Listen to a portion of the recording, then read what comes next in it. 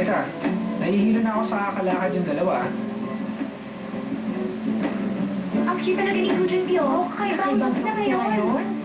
Junpyo! May hinihintay ka pa rin ba ngayon? Ano hinihintay?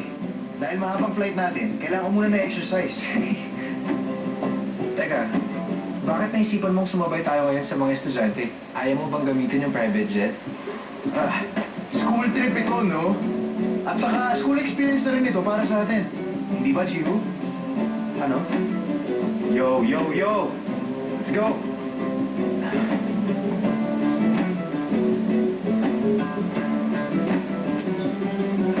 Bakit ba ang tagal na babae yun?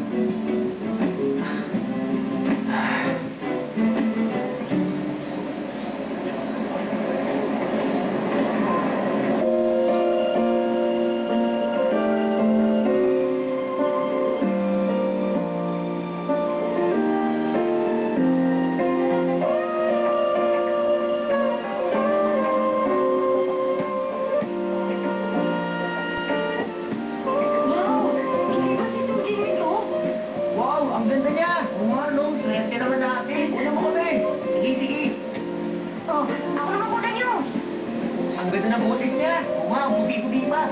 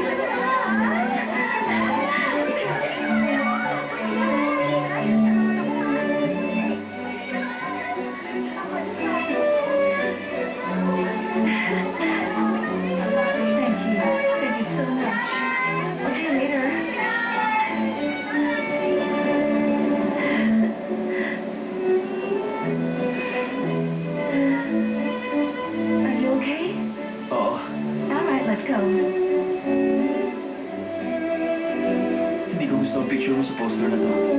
Why not?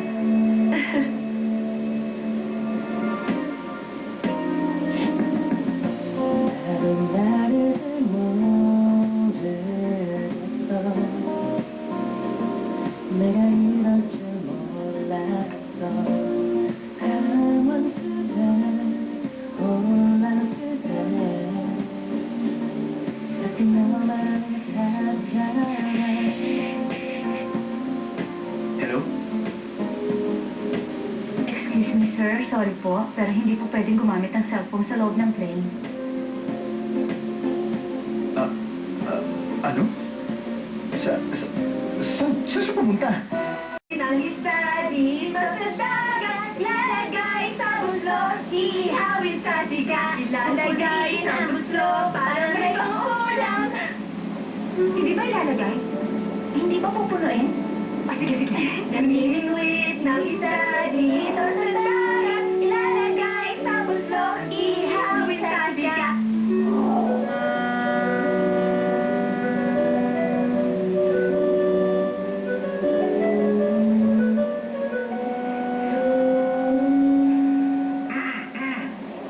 Hoy, Miss Laundry Girl.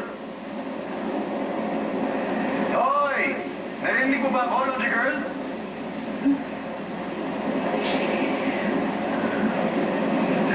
Ano ba yung Gail? Parang nananaginip ata ako. Palagay ko hindi naman. Pero may naririnig ako nakakait ng boses ng isang lalaki.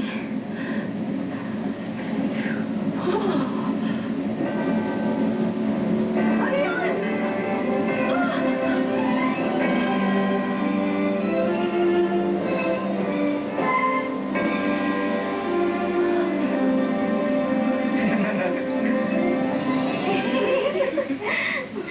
Nabalitaan kong dito kayo pumunta. Tingnan mo ang sarili mo. Hoy! Ano bang ginagawa niyo dito, ha? Hindi ba? Dapat mahirap kayo pupunta! Ang ginagawa niyo dito! Nakapunta na kami roon. Ilang beses na. Nakakasawa na.